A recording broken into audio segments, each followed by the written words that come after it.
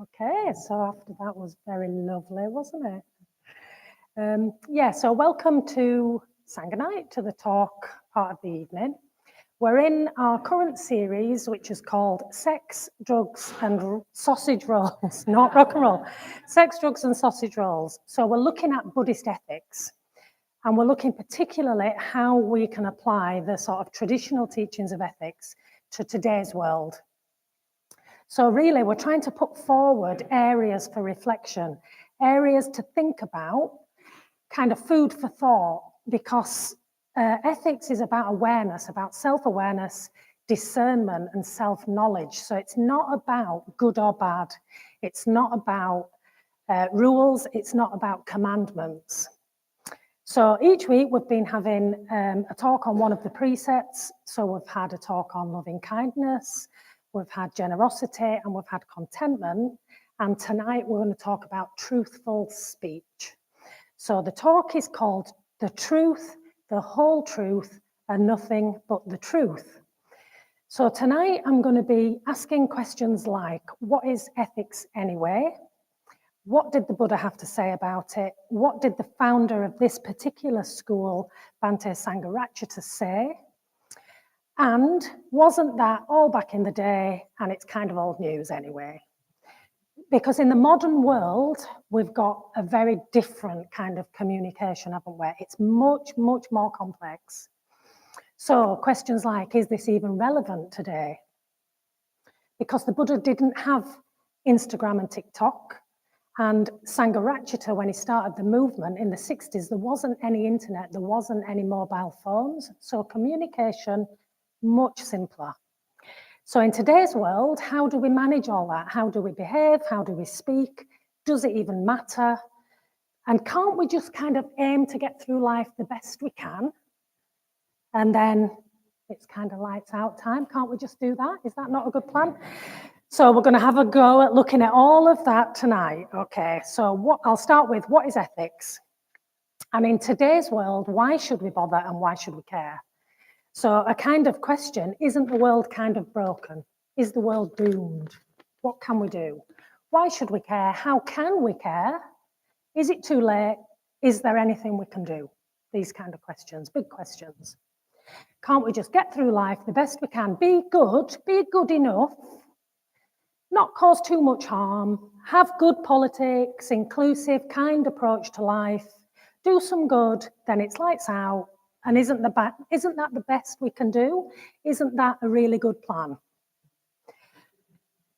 Well, it's not a bad plan. It's not the worst plan, but it isn't the Buddhist view. Very, very far from the Buddhist view. Because for a start, we don't actually know whether it's lights out at death, do we? We don't know that. That is actually a modern Western assumption. There's no evidence for that, not at all. And it's worth reflecting just on that. We believe it, possibly believe it, with no evidence whatsoever. We don't know. The traditional Buddhist view is that of repeated rebirth. So something of us carries forward after death into rebirth. Maybe our propensities and habits, results of our actions, qualities of our consciousness. But whatever you believe, and none of us actually knows, it's just beliefs. Whatever you believe, what we can rely on in this life is karma. Because the law of karma is quite obvious, it's very obvious, and we can evidence this, we can see it. So everything we do has an effect. So this is an example of Praticca Samutpada. The wooden plaque on the wall there is saying that all things whatsoever are conditioned. Everything is conditioned by everything else. Everything conditions everything else. And everything arises as a vast array of conditionality, of interrelated conditions. And karma and action is a specific example of that, of how that works. So everything we do has effects. So I'll just read a few words of the Buddha from the first lines of a very key early text from the Dharmapada, and I'll paraphrase it because it's a bit long and quite repetitive. So Experience is preceded by mind, led by mind, and produced by mind. If one speaks or acts with an impure mind, suffering follows. And if one speaks and acts from a pure mind, happiness follows. That's paraphrased. So pure and impure here means skillful and unskillful. So it means either skillful, which is wise, leading to benefit, leading to further happiness, or unskillful, which leads to harm and suffering. Okay, so that is just, we can evidence that, we can see that happening. So our actions, everything we do affects our experience, this is saying. It creates suffering or happiness, and it affects our state of mind. So we'll remember from the intro course, it can be quite habitual and it can be circular if we don't bring awareness to it. So actions create happiness or suffering. That affects our states of mind, which then creates more action of either skillful or unskillful, which leads to even more of the same mental states and the same actions. So we can go round and round, just deepening the habits. But as humans, we have self-reflexive awareness. So that means we can be aware of the effects of our own actions on ourselves. So this is ethical agency, this is the gap. We can act in ways that take ourselves and the world in a positive direction. We can exercise awareness that way. So that is what ethics is. So a question, I'm going to just ask questions throughout the talk. One question, do we care about ethics?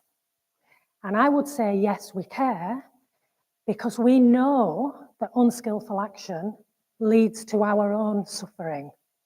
And we really, really care about our own suffering. Whatever we care about our own suffering very much. That's why the Buddha started with teachings about dukkha. It's really strongly motivating for human beings. Every single thing we do, I think this is true, I'm going to say it anyway. Every single thing we do, on some level, whether we realize it or admit it, everything that all beings whatsoever do is an attempt to avoid suffering. Okay, so skillful actions make us suffer less. But is that it? Is that it? Is that what our highest motivation for living an ethical life is, to avoid suffering? Again, not in the Buddhist view. It's not only about alleviating suffering. Good though that is a good thing to do, obviously. The Buddhist view goes vastly beyond even that. The ultimate purpose of ethics is enlightenment itself. Awakening to see the true nature of existence. Sangha Gita talked about this last week in her talk. As long as we don't see how things really are, with an awakened mind, we can only help in limited ways. An awakened mind that sees reality, sees the true nature of how things are, how things actually function, how things really work, seeing reality that way with wisdom, with insight, is seeing through the perspective of the lakshanas. Remember again from the intro course, everything is impermanent, we can change. Everything is unsatisfactory, happiness comes from within. And everything is insubstantial, we're all interconnected. That's how things just really are. We just don't always see it that way. So crucially here, the really crucial one is interconnectedness. In reality, there is no separate fixed self, but we usually experience that way. We experience with a divided consciousness, vijnana. We experience through subject-object duality. And we think and we feel separate. And then we try to protect that separate me to get what we want and push away what we don't want. We get into this push and pull. So this is the root problem, this illusion of separateness. And it causes craving and aversion, greed and hatred. So that's the big mistake, And all suffering in the world comes from that. Because centralizing around this part of reality, this part that's me, centralizing everything around that can't work because we all do it. And we can't all be the center of the universe. It can't work. So the solution has to be to move towards no separation, no separateness, to take in more of the whole so that we can see in a more enlightened way. So this is what the precepts are for. They come from an enlightened mind, a mind that has broken through that delusion. So all of the precepts are in line with the teaching of no fixed separate self, interconnectedness. If we think about it, the precepts say, take others into account as much as myself. Be kind and generous as much to others as to myself. Don't indulge in craving and lying to get things my way, and stay aware so that I can do all that. So that's basically the precepts. And the Buddha said, take on these precepts and you will learn to see how I see. Bhante Sangha, his teachings around this area of no separate self, he said we must not try to get rid of the self. In the West, we need to try and refine and expand ourselves. We need to take in more and more and dissolve our edges. We need positive practices. So that's why we have such an emphasis on metta practices and the metta bhavana and Sangha and friendship. It's really, really nice, but it's also a wisdom practice. So Buddhist ethics is ultimately about awakening.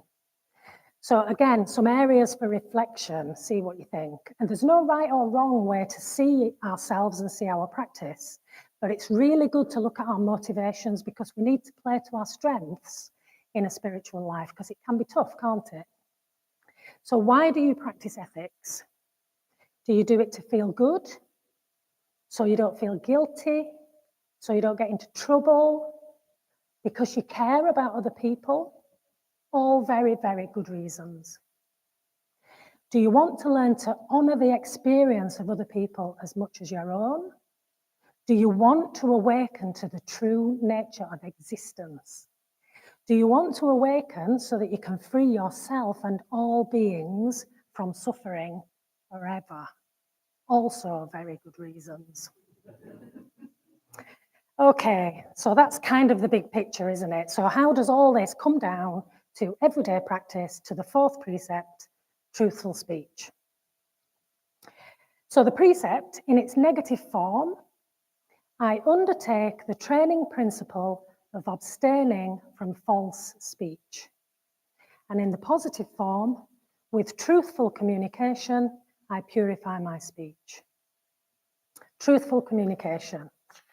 So what does that mean? Okay, there's a lot of ways of not being truthful, isn't there? There's a lot of ways of being untruthful. One is to just tell downright lies, which might not be a thing for most of us, hopefully. It might be when we're in a really tight corner. Again, something to think about. Other ways of untruthful speech is to kind of just put spin on things. So we can be over or under emphasizing things about a situation or an event, missing things out, misrepresenting. So kind of telling partial truths. And we do it for many reasons. We do it to influence another person's opinion. We can do it to try to persuade other people to have their opinions in line with our own opinions, to get them on our side. We can do it to influence how people see us so that they don't think badly of us. We can do it to get out of trouble. We can do it to feel safe, to feel wanted, approved of.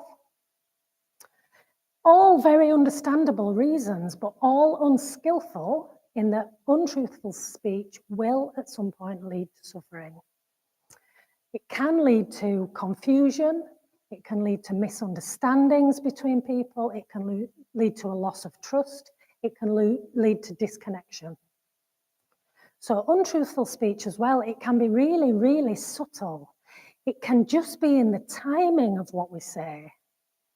And it can be in who we say it to, who we choose to say things to. These things can all be done to kind of influence and manipulate.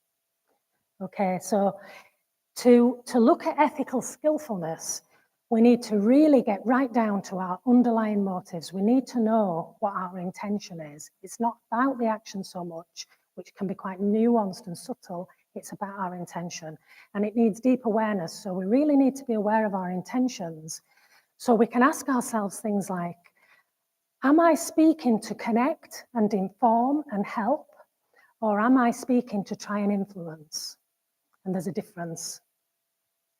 So truthful speech in its fullest is quite a deep and radical practice. It takes huge integrity, a lot of honesty, and a lot of courage because of all those reasons why we don't want to be completely truthful. We need courage around it. And kindness, we need kindness. Kindness always takes precedence over truthfulness. We don't have to say everything to everyone. Okay, so there's a little kind of a flow chart about that helps us to choose when we should speak. I heard this on a retreat, and it is the words of the Buddha. So this is kind of like a checklist from the Buddha of when to speak and when not to speak. So first of all, is it true? What we want to say, is it true? If it's not true, don't say it. If it is true, is it kind? If it's not kind, don't say it, even if it's true. Is it true? Is it kind? If it is true and it is kind, is it helpful? If it is helpful and it's easy to hear, just say it.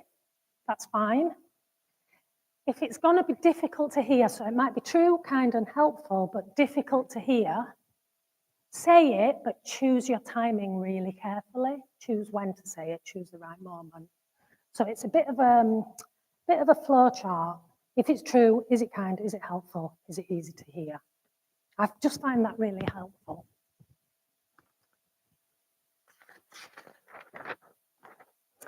Okay, so truthful speech. I'll look at it in a bit more detail, starting with our internal speech. So this is speech in our mind. This is our thoughts, our views, our opinions. Okay, so mostly we're not in a direct experience of what's actually going on right now. We're kind of in a layer above that. We're sort of in a world of thinking. We're in a world of sort of views, opinions, and narratives. If anybody's really interested in this area of Papancha, that kind of proliferative thinking, look at the Honeyball Sutta. It's a really brilliant teaching. So what we have is, we have a personal point of view. We create a personal viewpoint, and that view, the view that we have, is personal. It's utterly and completely conditioned. It's fabricated. It's created by our past experiences and our current circumstances, our current conditions of body and mind. Because our mind, it sees what's going on, and then it adds stuff on. It adds on ideas about what's going on, thinking about what's going on from a personal viewpoint, instead of just seeing what's going on. So we add on lots of additional ideas from our upbringing, from culture and society, from our friends and family, from work, from the media, loads of stuff. We bring all that in and we create a point of view. And we're not just dealing with what's actually happening. So it's really crucial to see this. Our view of things, our opinion, our thoughts are all conditioned and fabricated.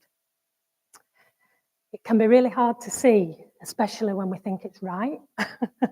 So I've got a personal example of this that I noticed on retreat. So I was speaking about my childhood. When I was young, my mum left home when I was an adolescent, and that was very difficult for me. And I was talking about that. And I was talking about that being a harmful thing, and my mother leaving, causing distress and causing harm. And it was pointed out that I was expressing not a truth, but a culturally conditioned viewpoint. So the order member teaching the retreat, she was raised in a culture, not in the UK, where the norm is that mothers have their babies fairly young, they raise them really well in their early years, and then they go off traveling, living their life, getting an education. And that is the usual way of parenting, and that is supported and celebrated in that culture. Children are part of a large, loving, extended family and cared for that way. And I'd never questioned that I was holding a view about what happened to me It just was true that what my mum did was harmful and unskillful and wrong. It was wrong to leave your kids. But I didn't see that it was just a cultural viewpoint from my own culture. So that's an example. Views are not the truth. They're not the ultimate truth. They're fabricated, conditioned arisings. So thinking them, and especially expressing them, can be untruthful speech. So truthful speech in its real depths is not about views. But of course, we're not awakened beings and we do have views. But what we need to do is we need to hold them lightly and we need to be really kindly around them. And we need to see that other people will hold different points of view and their viewpoints are conditioned as well. So the thing that is actually true, the thing that we can really depend on is how things really are, how things actually work. This plaque on the wall, Praticca Samutpada, conditioned co-production.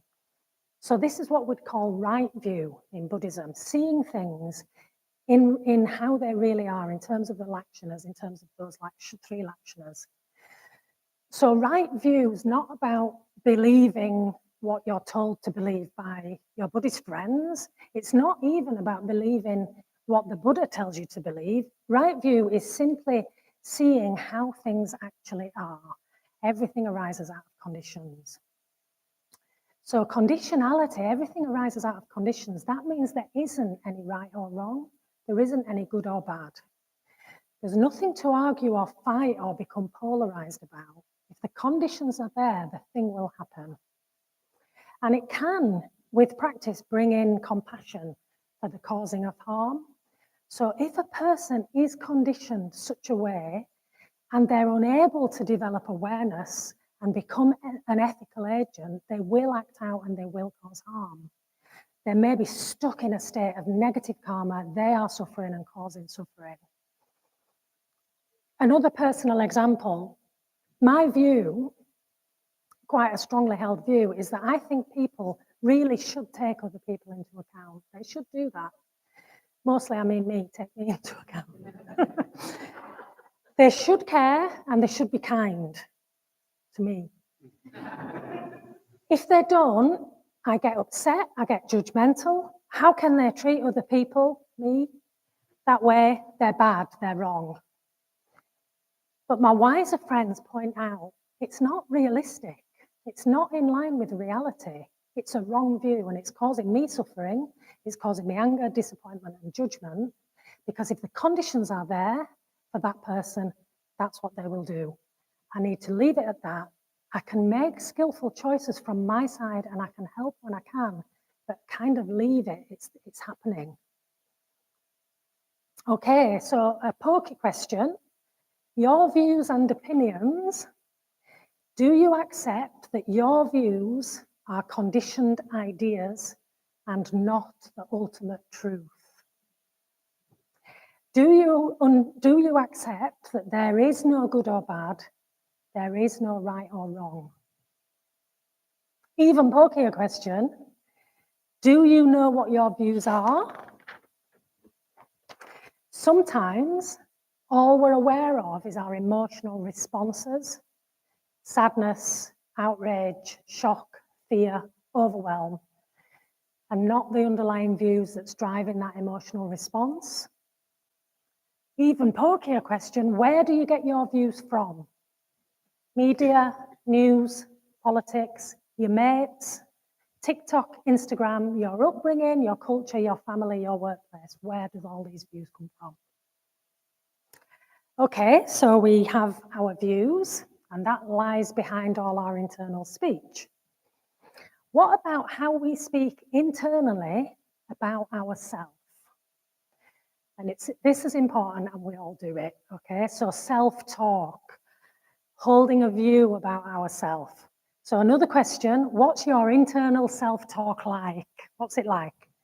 Do you see yourself as brilliant or rubbish? Are you kind or mean? Clever or simple? Are you lovable or unlovable? Okay? Really good news, none of it's true. It's all conditioned ideas arising out of past and current conditions. So you can have a look. It's safe to look. because there's no need for any guilt, there's no need for any shame, because it's not true. So if you think something bad or good about yourself, you can guarantee that other people will think differently. You would think differently, given a different set of conditions and a different background and a different upbringing. So you don't need to worry about it. We don't need to worry about it. And awareness transforms. So awareness of a conditioned view, seeing its conditioned nature, just seeing it's just a conditioned arising, takes away its power. We see through it like a mirage. We go, oh, that's just conditioned. That's not true. I was just taught to think that as a child. Oh, actually, I'm fine. I'm fine. So anxiety and worry, lack of self-worth, irrational guilt, shame, all conditioned views, none of them are true. So that's great news. We are actually all fine. Really good news. The Buddha said it, it's true. Okay. So that's internal speech, all that views and self-view. What about external speech, communication, external communication? So I'm going to distinguish between direct and indirect communication. So direct communication, I mean face-to-face, in person, real time.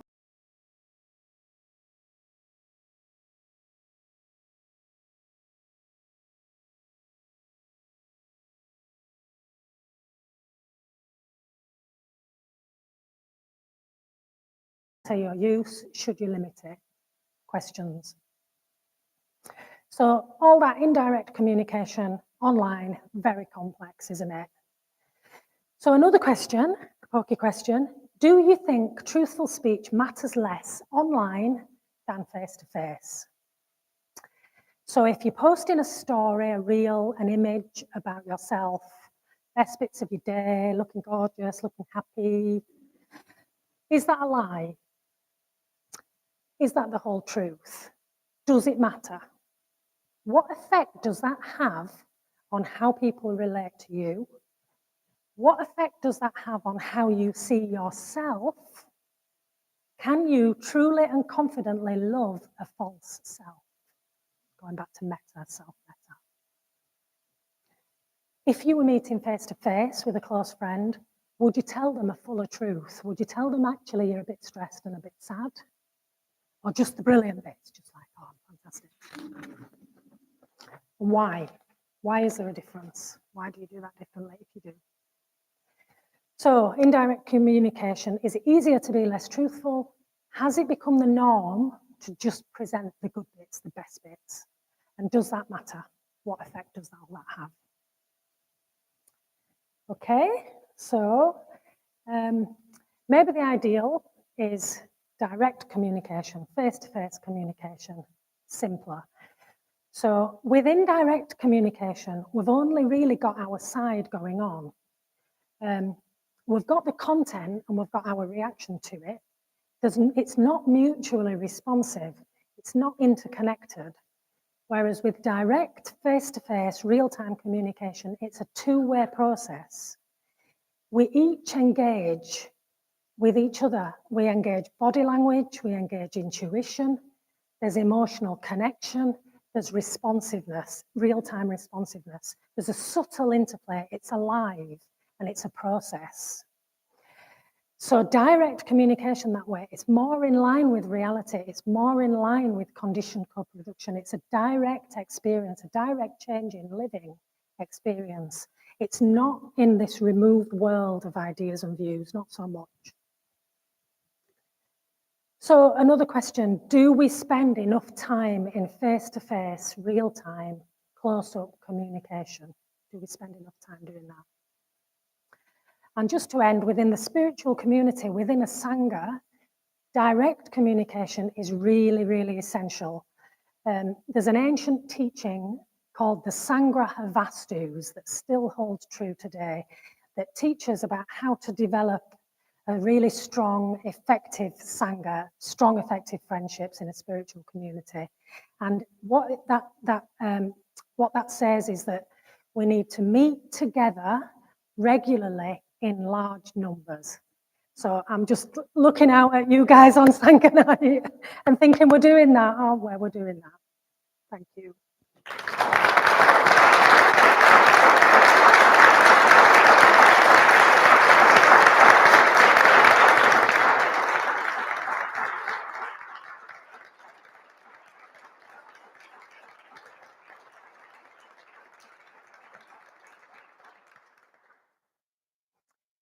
Okay, so we'll go into groups in a minute. I've just got a few suggestions for maybe homework if you want to do homework, kind of practical takeaways and homework. Lots of ideas. So just see what jumps out at you, what you fancy having a look at, really. I've kept asking lots of questions. But could you focus on the truthful speech precept this week? Maybe in a particular situation or for a certain amount of time, a certain day.